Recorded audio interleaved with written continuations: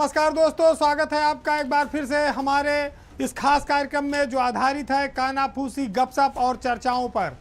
तो चलिए शुरू करते हैं पावर सेंटर।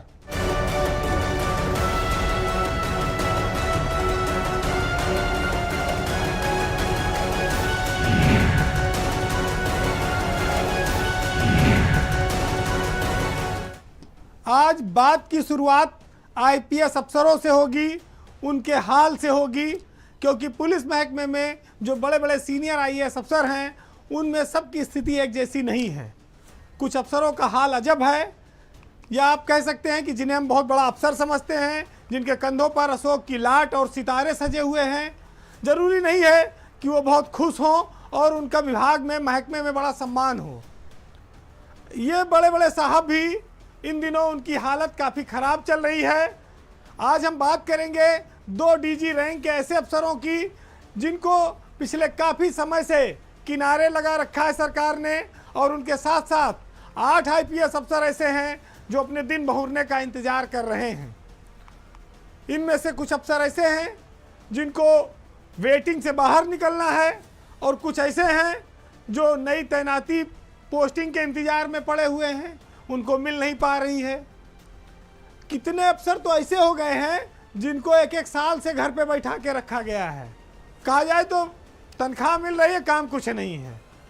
तो आपको मैं बताऊंगा कि यूपी में करीब 8 आईपीएस अफसर ऐसे हैं जो डीजी रैंक से लेके एसपी रैंक तक में हैं, जिनकी सुधि लेने वाला इन दिनों कोई नहीं है।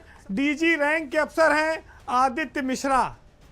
आदित्य मिश्रा को महीनों बीत जाने के बाद भी उत्तर प्रदेश में अभी तैनाती नहीं मिल पाई है। वो तैनाती के इंतज़ार में हैं, जबकि डीजी फायर सर्विस का एक पद जनवरी में रिटायर होने के बाद से खाली चल रहा है, लेकिन कुंभ के चलते कोई पोस्टिंग नहीं हुई।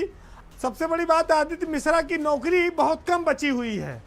वो जून में इसी साल रिटायर हो जाएंगे, यानी कि 6 महीने का ही उनका कार्यकाल अब बचा है।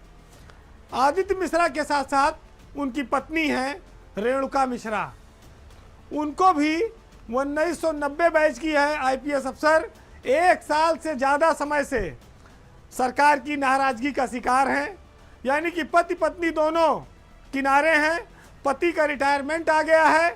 रेणुका मिश्रा को आपको याद होगा कि जब वो भर्ती बोर्ड में थी तो पुलिस भर्ती को लेकर विवाद हो गया था, जिसके बाद सरकार ने उनको हटाकर वेटिंग में डाल दिया।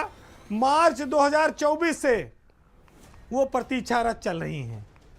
अब उनकी नौकरी लगभग अभी 2 साल है। आदित्य मिश्रा तो मार्च, अप्रैल, मई, जून में रिटायर हो जाएंगे, लेकिन रेणुका मिश्रा 2027 के फरवरी तक नौकरी में है। 2 साल हैं। 1 साल तो उनका ऐसे कट गया, अब आने वाला 2 साल कैसे कटेगा, ये भी एक बहुत कठिन है। आईजी रैंक के अफसर हैं प्रीतिंदर कुमार। जब वो आगरा में पुलिस कमिश्नर थे, 1 साल पहले करीब 2024 में फरवरी में उनको हटाया गया। तब से लेकर आज तक सरकार ने उनको प्रतीक्षारत रखा हुआ है। बड़े बड़े अफसरों के नाम हैं, डीजी, आईजी, फिर डीआईजी पे आइए। बलिया में आपको याद होगा कि एक वसूली कांड हुआ था, जहां पर एडीजी और डीआईजी ने भेष बदलकर पुलिस वालों को पकड़ा था वसूली करते हुए, और उस समय एसपी थे वहां पर देवरंजन वर्मा। देवरंजन वर्मा वहाँ से हटे, वेटिंग में चले गए, और उसके बाद फिर वो वहीं रहते रहते डीआईजी हो गए, लेकिन आज तक उनको नई पोस्टिंग नहीं मिली। आज तक वो डीजीपी हेडक्वार्टर में पड़े हुए हैं। इसी तरह से जून 2024 में निलंबित हुए थे अंकित मित्तल। 1 साल हो गया लगभग। उनको भी सरकार ने ना तो चार्जशीट किया, ना तो बहाल किया।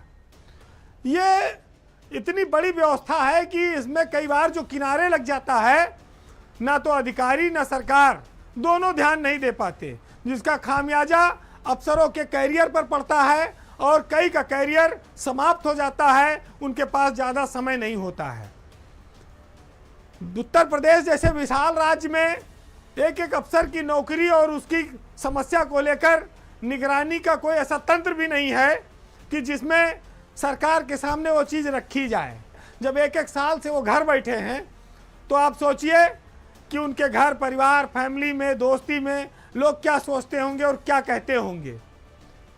क्योंकि भाई एक टाइम पे उनका जलजला रहा, जिले में एसपी रहे, पुलिस कमिश्नर रहे, बड़े बड़े पदों पर रहे, जो लोग फिर वो अचानक से गायब हो जाते हैं प्रदेश से और उनको कहीं पोस्टिंग नहीं मिलती, कोई उनको सलाम करने वाला नहीं रह जाता, तो दोनों में बड़ा फर्क आ जाता है। और यही कहा जाए तो पुलिस महकमे की एक सबसे बड़ी खामी भी है।